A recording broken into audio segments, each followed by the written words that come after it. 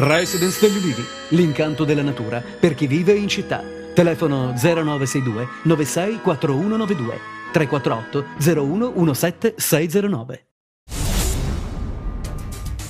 Operazione antidroga della polizia a Catanzaro. 400 uomini sono stati impegnati dalle prime luci dell'alba per l'esecuzione di 73 ordinanze di custodia cautelare in carcere a carico di soggetti prevalentemente di etnia rom accusati di associazione a delinquere finalizzata al traffico di droga e armi, tentati omicidi, estorsioni e furti. Al setaccio i quartieri Aranceto, Corvo, Germaneto, Viale Isonzo e via Lucrezia della Valle, trasformati in piazze di spaccio a cielo aperto, in manette anche numerose donne.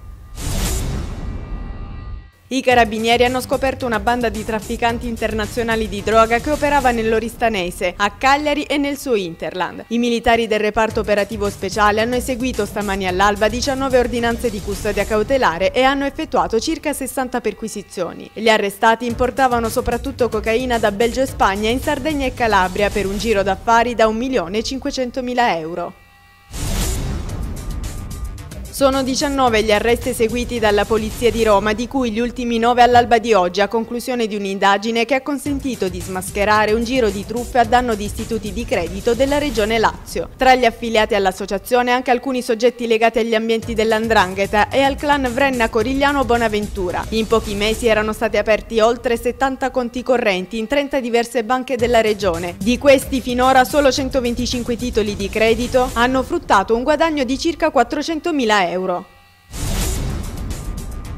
È stato ucciso a fucilate mentre rientrava nella sua abitazione di Nicotera Cosimo Congiusti, 53enne commerciante ambulante. Secondo gli inquirenti, l'uomo sarebbe esponente di spicco del clan Mancuso di Limbadi. Si è trattato di una vera e propria esecuzione. Congiusti è stato raggiunto dalle scariche di fucile alla testa esplose a distanza ravvicinata. Sul posto i carabinieri, il 53enne era stato coinvolto in importanti processi di 'ndrangheta, tra cui Decollo, Impeto e Odissea.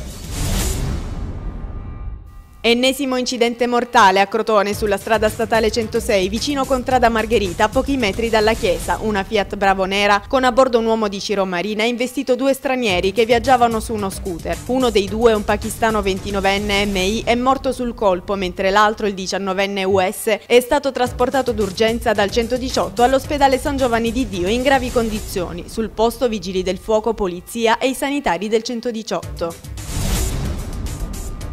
Buone nuove per padre Fedele Bisceglia durante l'udienza del processo che vede l'ex frate e il suo segretario Antonio Gaudio accusati di violenza sessuale ai danni di una suora. 2 testi ascoltati dalla difesa, infatti, gli hanno fornito un alibi per il 4 aprile e per il 23 aprile del 2005, giorni in cui sarebbero avvenute le violenze. In particolare una teste ha raccontato che proprio quel giorno era stata all'Oasi nel pomeriggio e aveva incontrato il religioso. La prossima udienza si terrà il 17 novembre.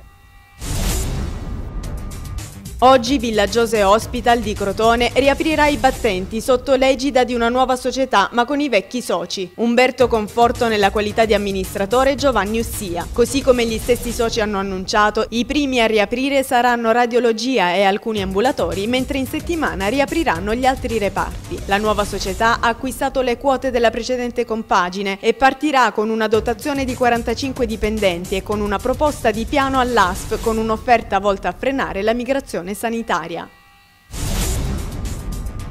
Si svolgeranno nella città Abruzia da oggi e fino al 14 novembre le iniziative previste nel programma Traffico Senza per una mobilità sostenibile. L'iniziativa, presentata ieri nel salone di rappresentanza del Palazzo Comunale, è inserita nella settimana UNESCO di educazione allo sviluppo sostenibile. Tutta la giornata odierna e domani il trasporto pubblico locale sarà gratuito all'interno dell'area urbana. Giovedì 11 giornata dedicata al bike sharing con la distribuzione gratuita di biciclette. Il weekend sarà dedicato alla visita dei musei cittadini. Dal 3 al 6 novembre scorso le aziende del gruppo Vrenna di Crotone, Sovreco, Salvaguardia Ambientale, Mida, VNV Consulting, V-Energy e Miga hanno inaugurato alla Fiera Ecomondo di Rimini il proprio stand, che per la prima volta nella storia della manifestazione è stato realizzato da un artista, il maestro crotonese Gaspare da Brescia. Un successo per il gruppo calabrese che ha attirato l'attenzione degli oltre 60.000 visitatori della Kermesse, ricevendo l'inaspettata visita del ministro Prestigiacomo, che ha visionato personalmente alcuni tra gli espositori più significativi presenti, tra i quali arte e ambiente. Rappresentiamo quello di bello che si può fare sul nostro territorio, sia la professionalità aziendale ma anche l'arte e la cultura che abbinate sono cose importanti.